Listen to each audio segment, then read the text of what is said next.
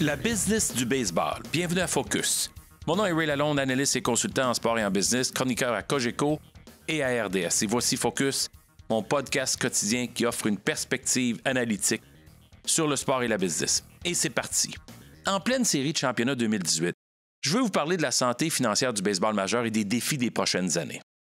On a des confrontations Red Sox-Astros et Dodgers-Brewers. Trois des grands marchés, Red Sox, Dodgers et Astros, un nouveau marché qui fait une apparition pour une rare fois en finale de la Ligue nationale. C'est les séries de championnat qui ont débuté vendredi dernier, puis c'est des bonnes affiches pour Rob Manfred et les dirigeants exécutifs du baseball majeur. Comment se porte la santé du baseball majeur de façon générale?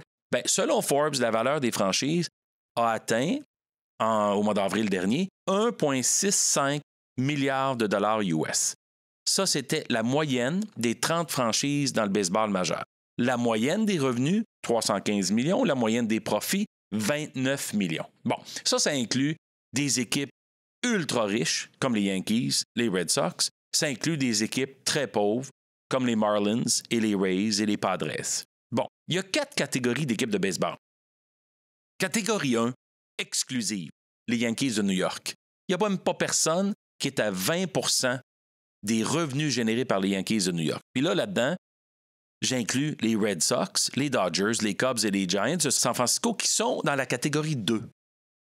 Des équipes ultra riches. D'ailleurs, quand on regarde les salaires payés cette année, ce sont les Red Sox qui ont dépensé le plus en masse salariale avec 228 millions de dollars, les Giants à 205 millions de dollars, les Dodgers à 199, les Cubs à 194, puis les Yankees à 180. C'était une année où les Yankees ont moins dépensé d'argent. Ils avaient quand même des gars comme Aaron Judge, qui est un excellent joueur de baseball, mais vraiment sous-payé parce qu'il est en début de carrière.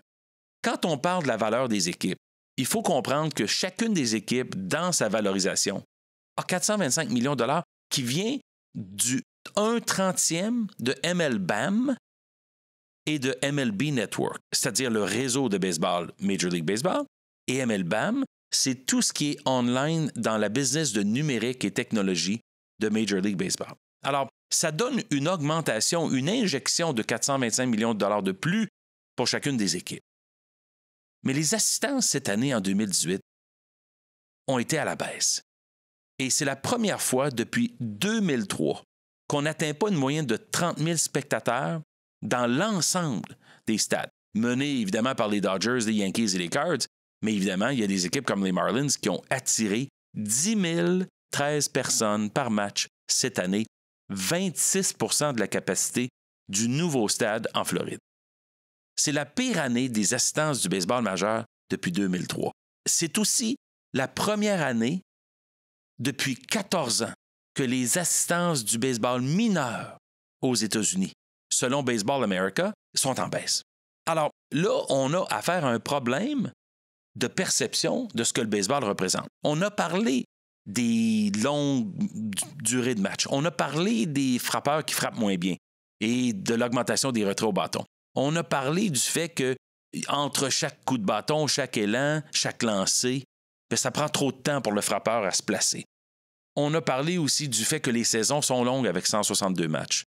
Puis qu'on commence la saison au mois d'avril, début avril, parfois à la fin mars, et la météo n'est pas au rendez-vous, de plus en plus. Alors, on perd des assistances à cause de ça, puis on perd aussi de l'intérêt. On a aussi parlé du manque de parité. Bien, il n'y a pas de cap salarial, ça fait que les équipes riches dominent. Mais ce que ça fait, c'est qu'il y a beaucoup d'équipes éliminées dès le mois de juillet. Donc, même s'il fait plus beau en septembre ou au mois d'août, bien forcément, il y a moins d'intérêt parce que leurs équipes, leurs performances, leurs classements sont plus pertinents. Ça ne vaut rien parce qu'ils sont déjà éliminés. On parle des Orioles de Baltimore cette année, là, 47 victoires, 115 défaites. Non, mais ils étaient à 60 quelques matchs des Red Sox dans la division Est de l'Américaine. C'est inacceptable. Alors, quand je reviens à la mesure de l'état de santé du baseball, je reviens sur les audiences télé. Puis, il y avait un match Red Sox-Yankees en série de fin de saison, ça fait à peu près une semaine, qui était confronté à un match de la NFL, Saints et Redskins. Le match des Yankees s'est terminé 16-1 en faveur des Red Sox, puis le match des Saints contre les Redskins a été un blowout. Ça a été un match à sens unique. Sauf que les cotes d'écoute était 3 fois plus grande pour un match ordinaire de la NFL vis-à-vis le classique Yankees-Red Sox. Alors, il faut se poser des questions à savoir si le baseball va pouvoir retrouver le bon chemin. Bon, quand on parle de baisse d'assistance, une des équipes qui était le plus à la baisse, c'était les Marlins parce qu'ils ont déclaré leur vrai billet vendu au lieu d'exagérer les chiffres. C'était aussi les Blue Jays parce que les Blue Jays ont été en perte cette année. Et quand je parle de perte, la baisse des Blue Jays cette année, c'était 27 %. Ils étaient à une moyenne de 39 500, ils sont rendus à 29 000. Les Blue Jays, qui il y a quelques années étaient compétitifs en série de fin de saison puis nous donnaient beaucoup d'espoir pour une série mondiale, c'est pas long que ça chute la minute que les équipes ne gagnent pas. Alors, j'ai parlé de parité, j'ai parlé aussi d'un point qui s'appelle la baisse de l'intérêt pour le baseball. Il y a un autre facteur que je veux juste toucher rapidement, c'est le manque de joueurs afro-américains dans le baseball majeur.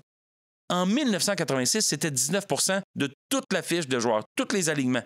C'est 8 % à la fin de la saison 2016. 3,1 % de lanceurs seulement sont afro-américains. Pourquoi ça compte? C'est parce que les jeunes joueurs aujourd'hui qui sont athlètes, ils ont des bourses d'études pour jouer au basketball et au football universitaire dans la NCAA, mais ils n'en ont pas de bourses d'études pleines pour jouer au baseball. Ça veut dire qu'ils se dirigent plus rapidement vers la NBA puis la NFL, même si le baseball offre énormément d'argent en salaire.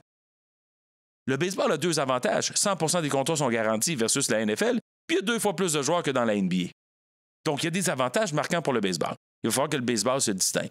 Dernier point rapidement, l'expansion du baseball.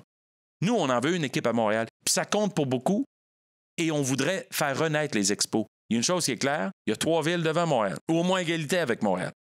Portland, en Oregon, Charlotte, puis Mexico City qui revient encore une fois sur la table. Ça ne va pas être facile au prix que ça coûte d'avoir une équipe de baseball majeure, au salaire qu'il faut payer pour être compétitif, à la moyenne de profit de 29 millions de dollars US seulement. Alors, pour le moment, c'est pas très payant. C'est certainement profitable. C'est juste qu'il y a les Yankees, il y a les Red Sox, Dodgers, Cubs et Giants, et il y a aussi les autres. Merci d'avoir été à l'écoute de Focus. Suivez-moi sur Twitter @RealRayLalonde. Partagez le podcast avec vos amis sur Twitter, sur SoundCloud, sur YouTube. Merci d'avoir été là. Ici Ray Lalonde. À très bientôt.